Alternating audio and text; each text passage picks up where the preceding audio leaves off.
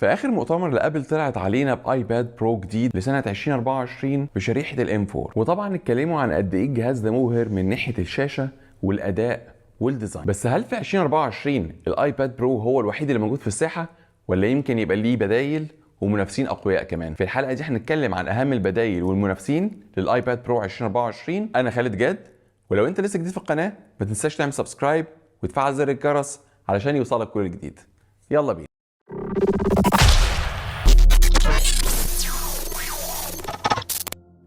اول حاجه لازم نعرف مين هم المنافسين للايباد برو 2024. هنلاقي عندنا اتنين منافسين اقوياء جدا، سامسونج تاب S9 الترا والمايكروسوفت سيرفيس برو 10. وتحديدا قررت اقارن الايباد برو 2024 بالجهازين الاقوياء دول بسبب انهم كلهم في نفس الفئه السعريه وكلهم موجهين للبرو يوزرز، في نفس الوقت بيشتركوا في الحجم الكبير. ويلا بينا على اول فرق وهو السعر والامكانيات.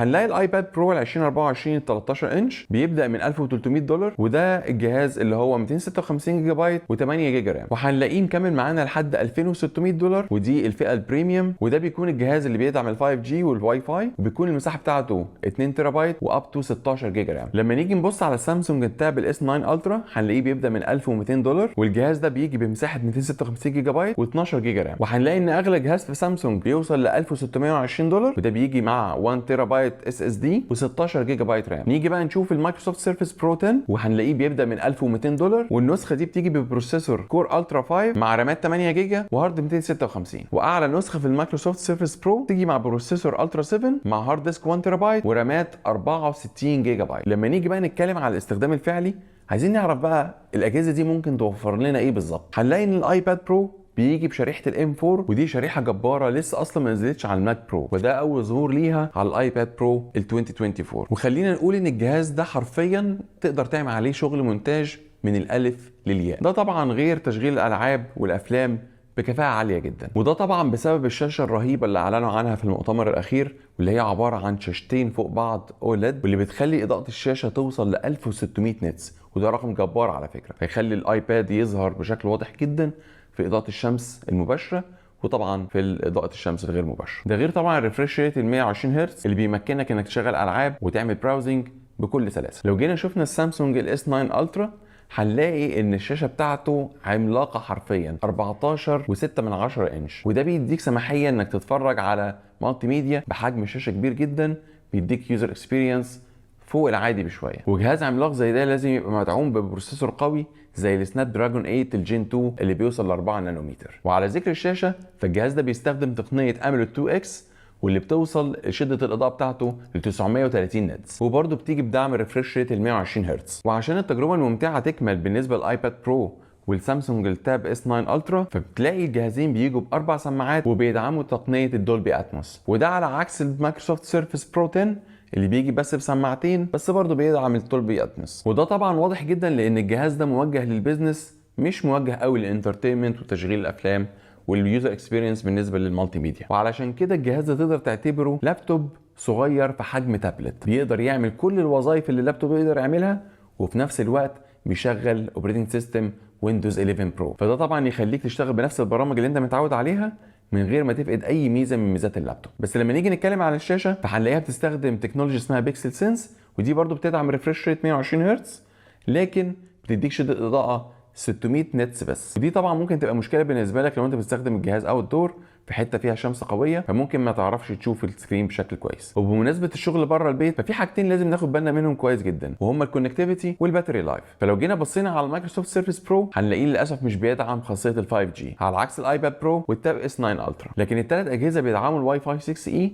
وده اسرع واي فاي موجود حاليا. نيجي بقى نشوف الباتري لايف في الاجهزه دي عامل ازاي. هنلاقي الايباد الغني عن التعريف اللي ممكن البطاريه بتاعته بتوصل ل9 ساعات شغل متواصل من غير اي مشاكل، وده طبعا بفضل البطاريه اللي بتوصل ل 10300 ملي امبير، واللي ممكن تتشحن بسرعه لحد 39 واط. على الجنب الثاني هنلاقي سامسونج الاس 9 الترا، واللي بطاريته بتوصل ل 11200 ملي امبير، واللي بيدعم شحن سريع بتوصل ل 45 واط. بالنسبه بقى للمايكروسوفت سيرفيس فهو مش معروف بالظبط البطاريه بتاعته قد ايه، لكن الشركه بتعلن على الويب سايت بتاعها ان الشحن بتاعه بيوصل ل 19 ساعه شغل. بس انا الصراحه اشك في كده، ممكن توصل ل 3 4 ساعات على اقصى تقدير، بس برضو بيجي بشحن سريع 45 واط. لو جينا بقى بصينا على الديزاين فهنلاقيه اكتر حاجه ملفته في الاجهزه دي. الايباد برو 2024 هنلاقيه جاي بسمك 5.1 ملم. ده طبعا غير البيزلز الصغيره والراوند كورنرز اللي شكلها تحفه في الجهاز ده. والسمك الرفيع ده برضو اكيد اثر على الوزن، وصله ل 582 جرام بس. السامسونج الاس 9 الترا مش بعيد قوي على الارقام دي، هنلاقيه برضو السمك بتاعه 5.5 ملم والوزن بتاعه 737 جرام. واكبرهم بقى في الوزن وفي الحجم هو المايكروسوفت سيرفيس برو 10 اللي بيجي بسمك 9.3 ملم وبيجي بوزن 879 جرام. لكن الصراحه السمك اللي موجود في المايكروسوفت سيرفيس برو مش على الفاضي، لانه هتلاقي فيه بيلت ان كيك ستاند، ودي ميزه مهمه جدا جدا مش موجوده ولا في الايباد ولا في السامسونج تاب. واخر بقى حاجه معانا وهي الاكسسوارز الكومباتبل مع الاجهزه. هنلاقي ان الثلاث اجهزه نقدر نوصل عليهم اكسترنال كيبورد وفي نفس الوقت بيدعموا السمارت بين. بس في ميزه مهمه جدا بيتميز بيها السامسونج تاب عن الايباد برو وعن المايكروسوفت سيرفيس 10، وهي ان الاس بين بيجي انكلودد جوه العلبه، مش محتاج تشتريه اكسترنال زي الايباد او السيرفيس برو. نيجي بقى لاهم جزء في حلقتنا النهارده، وهو ازاي تختار الجهاز اللي يناسبك. طبعا مفيش اختلاف ان الايباد كجهاز هو اعظم تابلت موجود حاليا في السوق، ولكن هل النسخه الجديده قدمت قيمه حقيقيه للمستخدمين عن الجهاز اللي قبله؟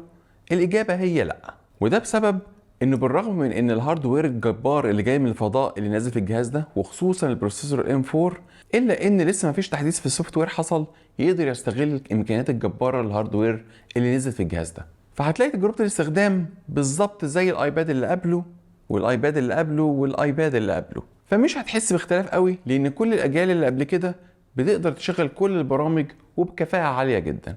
الا بقى لو ابل قررت تفاجئنا في مؤتمر WWDC للمطورين المستنيين وكمان كام يوم، ومثلا يخلوا البرامج البروفيشنال اللي بتشتغل على الماك برو تشتغل على الايباد. طبعا دي احلام، بس الله اعلم ايه اللي ممكن يحصل في الايام اللي جايه. بس طبعا ده ما يمنعش ان الايباد البرو على 2024 على الوضع الحالي هو جهاز جبار بكل ما تحمله الكلمه من معاني، من حيث جوده الشاشه، السماعات، عمر البطاريه، وتجربه الاستخدام والاداء بشكل عام. بس امتى تشتريه طبعا هتوقف على عده عوامل، زي مثلا لو انت معاك اجهزه تانية من ابل زي ايفون، ماك، ابل تي في، ابل واتش، اي اجهزه من اجهزه ابل، فطبعا انصحك بشده انك تكمل بقيه المجموعه وتجيب الايباد البرو، لانه فعليا هيكمل لك تجربه الاستخدام مع الايكو سيستم بتاع ابل ككل. طيب بالنسبه للمايكروسوفت سيرفيس برو 10، فهيبقى الميزه بالنسبه لك انك تجيب الجهاز ده لو انت فعليا عايز تجيب لابتوب وفي نفس الوقت عايز تجيب تابلت.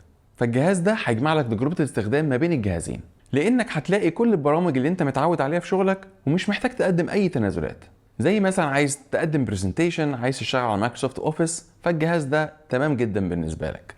وفي نفس الوقت هيقدم لك تجربه استخدام التابلت لو انت عايز تتفرج على افلام او تسمع موسيقى، بس طبعا مش بنفس الاداء بتاع ابل وسامسونج، وفي الاغلب البطاريه مش هتكمل معاك حلقتين مسلسل على بعض. وبرضه محتاج تاخد بالك من قصه سطوع الشاشه، لانه 600 نتس بس، وده مش هيقدم لك وضوح كافي للشاشه لو انت عايز تستخدم الجهاز او الدور. بالنسبه بقى للسامسونج التاب الاس 9 الترا، فنقدر نقول ان ده موجه اكتر لاستخدام الانترتينمنت، زي تشغيل الافلام والاغاني والالعاب، وفي نفس الوقت بيديك حريه السوفت وير الاندرويد والاوبن ايكو سيستم اللي بيقدمه. وبرضه نقطه تانية ان الجهاز ده الوحيد فيهم اللي بيدعم مقاومه الغبار والميه الاي بي 68، فهيقدم لك تجربه استخدام بدون توقف حتى في اكتر الظروف الصعبه. وبس كده، ده كان كل حاجه معانا في حلقه النهارده. لو عجبتك الحلقه ما تنساش تعمل لايك وتشير الحلقه دي مع اصحابك عشان يستفادوا هم كمان. وما تنسوش تكتبوا لنا في الكومنتات انتوا محتارين ما بين ايه وايه عشان نتكلم عليه في الحلقات اللي جايه. سلام.